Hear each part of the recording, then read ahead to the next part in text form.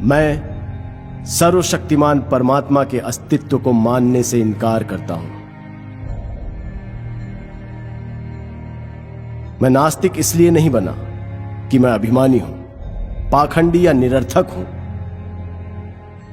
मैं ना तो किसी का अवतार हूं, ना ईश्वर का दूत, और ना ही खुद परमात्मा। मैं अपना जीवन एक मकसद के लिए न्योछावर करने जा रहा हूं, और इससे बड़ा आश्वासन भला क्या हो सकता है।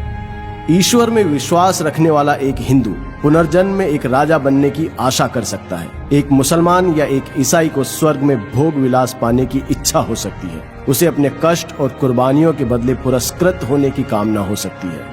लेकिन मुझे क्या आशा करनी चाहिए? मैं जानता हूं कि जिस पल रस्सी का फंदा मेरे गले में लगेगा और मेरे पैरों के नीचे से तख्ता हटेगा, वो मेरा अंतिम क्षण होगा। किसी स्वार्थ भावना के बिना, यहां या यहां के बाद किसी पुरस्कार की इच्छा किए बिना, मैंने अनासक्त भाव से अपने जीवन को आजादी के नाम कर दिया है। हमारे पूर्वजों को जरूर किसी सर्वशक्तिमान में आस्था रही होगी कि उस विश्वास के सच या उस परमात्मा के अस्तित्व को जो भी चुनौती देता है, उसे काफिर या पाखंडी कहा जाता है।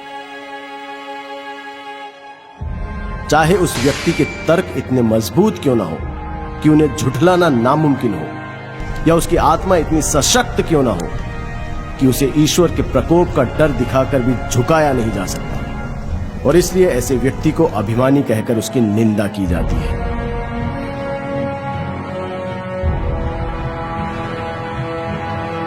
मैं घमंड की वजह से नास्तिक नहीं बना। ईश्वर पर मेरे अविश्वास ने आज सभी परिस्थितियों को मेरे प्रतिकूल बना दिया है, और ये स्थिति और भी ज्यादा बिगड़ सकती है। जरा सा अध्यात्म इस स्थिति को काव्यात्मक मोड़ दे सकता है। लेकिन अपने अंत से मिलने के लिए मैं कोई तर्क नहीं देना चाहता। मैं यथार्थवादी व्यक्ति हूं। अपने व्यवहार पर मैं सिर्फ तर्कशील होकर विजय पाना चाहता हूं। भले ही मैं हमेशा इन कोशिशों में कामयाब नहीं रहा हूं, लेकिन यह मनुष्य का कर्तव्य है कि वो कोशिश करता रहे, क्योंकि सफलता तो संयोग और हालात पर ही निर्भर करती है।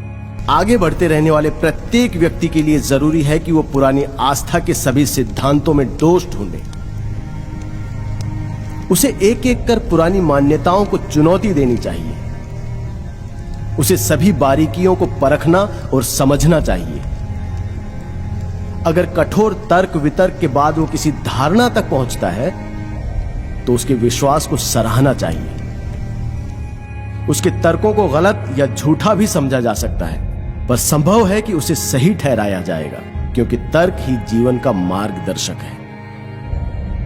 लेकिन विश्वास, बल्कि मुझे कहना चाहिए कि अंधविश्वास बहुत घातक है। वो एक व्यक्ति की सोच समझ की शक्ति को मिटा देता है और उसे सुधार विरोधी बना देता है। जो भी व्यक्ति खुद को यथार्थवादी कहने का दावा करता है, उसे पुरानी मान्यताओं के सच को चुनौती देनी होगी, और यदि आस्था तर्क के प्रहार को सहन न कर पाए तो वो बिखर जाती है। यहां अंग्रेजों का शासन इसलिए नहीं है क्योंकि ईश्वर ऐसा चाहता है, बल्कि इसलिए है क्योंकि उनके पास ताकत है और हम में उसका विरोध करने का साहस नहीं है। अंग्रेज ईश्वर की मदद से हमें काबू में नहीं रख रहे हैं, बल्कि वो बंदूकों, गोलियों, पुलिस और सेना के सहारे ऐसा कर रहे हैं, और सबसे ज्यादा हमारी बेपरवाही की वजह से। मेरे एक दोस्त ने मुझसे प्रार्थना करने को कहा।